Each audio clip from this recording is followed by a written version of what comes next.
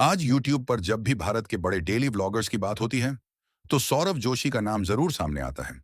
लेकिन सवाल यह है कि आखिर सौरभ जोशी इतने सफल कैसे हुए? क्या उनके पास शुरुआत से ही महंगा कैमरा था? क्या उनके पास बहुत बड़ी टीम थी? या फिर उन्हें शुरुआत से ही लाखों लोग जानते थे? असल कहानी इन सब से काफी अलग है। सौरभ जोशी की कहानी हमें बताती है कि कभी-कभी सफलता किसी एक बड़े मौके से नहीं, बल्कि छोटी-छोटी कोशिशों और लगातार मेहनत से बनती है। सौरभ की शुरुआत व्लॉगिंग से नहीं हुई थी। उनकी सबसे बड़ी रुचि थी ड्राइंग और स्केचिंग। वह अपने ड्राइंग्स और स्केचिंग से जुड़े वीडियोस इंटरनेट पर शेयर करते थे। शुरुआत में उनके पास आज जैसी बड़ी ऑडियंस नहीं थी।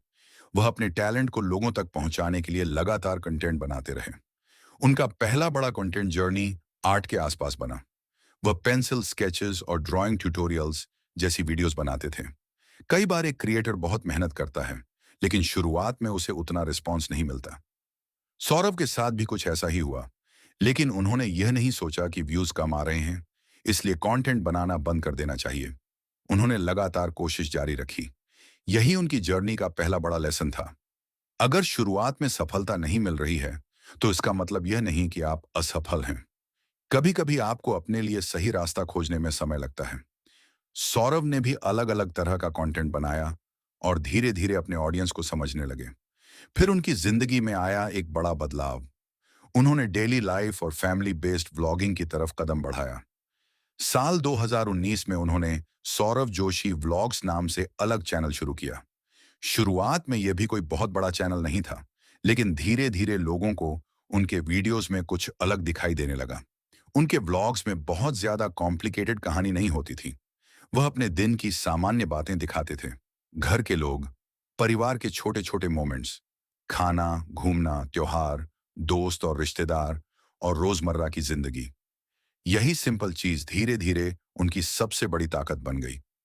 लोगों को ऐसा लगने लगा कि वे किसी सेलिब्रिटी की जिंदगी नहीं, बल्कि अपने ही जैसे एक परिवार की जिंदगी देख रहे हैं।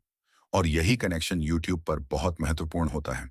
सौरभ ने अपने परिवार को भी नेचुरली वीडियोस का हिस्सा बनाया। उनके परिवार के अलग अलग मेंबर्स और खासकर पीयूष जैसे रिकरिंग फेसेस ऑडियंस के बीच पहचान बनाने लगे। लोग सिर्फ सौरभ को देखने के लिए नहीं, बल्कि उस पूरे फैमिली एनवायरनमेंट को देखने के लिए वीडियोस देखने लगे। फिर आया कोविड लॉकडाउन का समय।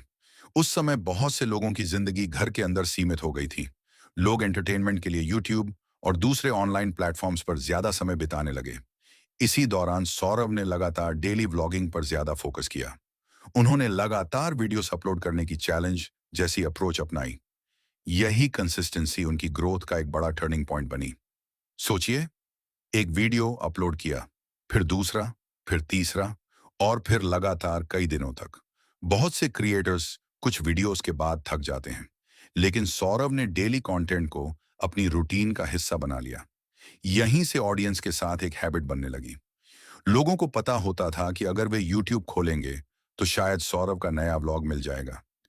आज के समय में यह बात बहुत सामान्य लग सकती है, लेकिन एक क्रिएटर के लिए ऑडियंस की डेली हैबिट बनाना बहुत बड़ी उपलब्धि होती है। धीरे धीरे उनके वीडियोस ज्यादा लोगों तक पहुंचने लगे। उनकी simple story telling, family moments और कंसिस्टेंसी ने उन्हें एक बड़ी ऑडियंस से जोड़ दिया। लेकिन यहाँ एक बात समझना बहुत जरूरी है। सौरभ जोशी की सफलता सिर्फ डेली अपलोड करने की वजह से नहीं आई। अगर सिर्फ रोज वीडियो अपलोड करने से सफलता मिलती, तो हर डेली व्लॉगर करोड़ों सब्सक्राइबर्स वाला होता। उनकी एक बड़ी ताकत थी ऑथेंटिसिटी। वह अपने वीडियोस में अपनी जिंदगी को दिखाते थे। उन्हें हर वीडियो में कोई बड़ी फिल्म जैसी कहानी बनाने की जरूरत नहीं पड़ती थी। एक सामान्य दिन भी उनके लिए कंटेंट बन जाता था। यही सोच बहुत महत्वपूर्ण है।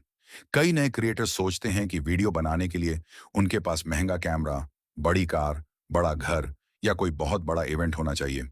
लेकिन सौरभ की शुरुआती जर्नी यह दिखाती है कि कंटेंट की वैल्यू सिर्फ चीजों की कीमत से तय नहीं होती।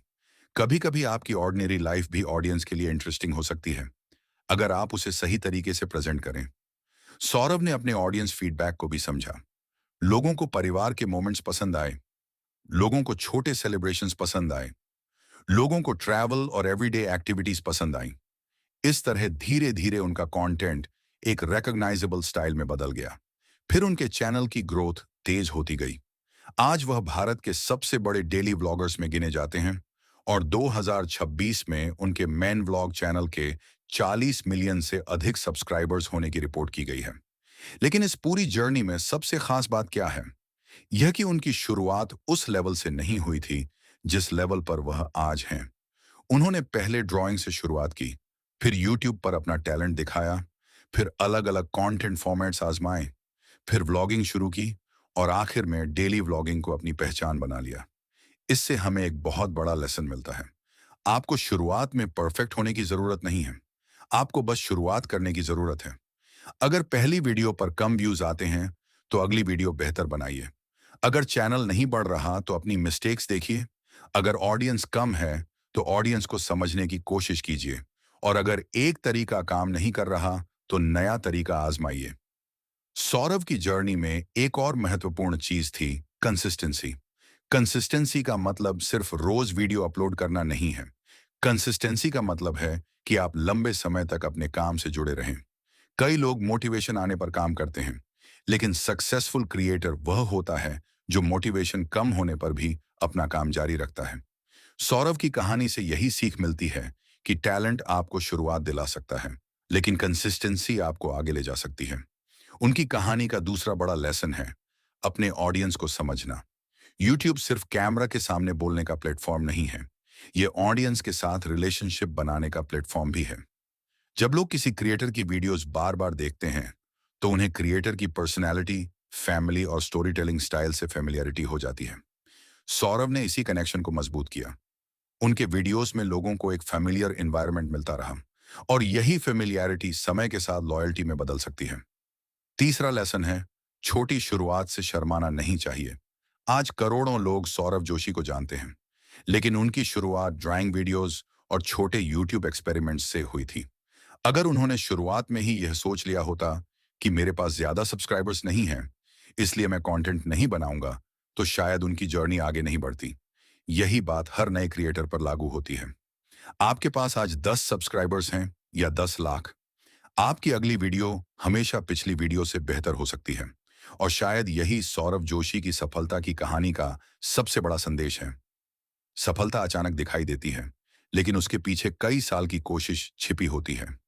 लोग अक्सर सक्सेसफुल क्रिएटर की आज की जिंदगी देखते हैं। वे उसकी बड़ी ऑडियंस देखते हैं, उसकी लाइफस्टाइल देखते हैं, उसकी अचीवमेंट्स देखते हैं, लेकिन शुरुआत में किए गए हंड्रेड्स ऑफ अटेम्प्ट्स दिखाई नहीं देते।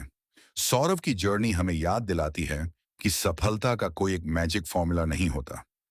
आपको अपनी स्किल खोजनी होती है, उस पर काम करना होता है, ऑडियंस को समझना होता है, गलतियों से सीखना होता है और सबसे जरूरी, रुकना नहीं होता। अगर आप भी यूट्यूब शुरू करना चाहते हैं, तो किसी बड़े क्रिएटर की कॉपी करने के बजाय उनकी जर्नी से सीखिए, उनकी कंसिस्टेंसी से सीखिए, उनके ऑडियंस कनेक्शन से सीखिए, उनकी मेहनत से सीखिए, लेकिन अपनी अलग पहचान बनाइए, क्योंकि यूट्यूब पर लंबे समय तक वही क्रिएटर टिकता है जिसकी अपनी पहचान होती है। सौरव जोशी की कहानी सिर्फ एक यूट्यूबर की सक्सेस स्टोरी नहीं है। ये एक ऐसी जर्नी है जिसमें एक आर्टिस्ट ने अपने टैलेंट से शुरुआत की, कंटेंट के अलग अलग रास्ते खोजे और धीरे धीरे अपनी ऑडियंस के साथ एक मजबूत कनेक्शन बनाया। और आखिर में वही छोटी शुरुआत एक बहुत बड़ी यूट्यूब जर्नी में बदल गई। तो अगर आपके चैनल पर अभी व्यूज कम हैं, अगर सब्सक्राइबर्स कम हैं, अगर आपकी पहली वीडियोस वायरल नहीं हो रही हैं, तो निराश मत होना, क्योंकि हर बड़ा क्रिएटर कभी ना कभी छोटा क्रिएटर ही था। आज की आपकी छोटी शुरुआत ही कल की आपकी बड़ी कहानी बन सकती है। बस सीखते रहिए, मेहनत करते रहिए, अपने कंटेंट को बेहतर बनाते रहिए और सबसे जरूरी, हार मत मानिए, क्योंकि हो सकता है कि आपकी सफलता की कहानी भी अभी सिर्फ एक छोटी सी शुरुआत हो।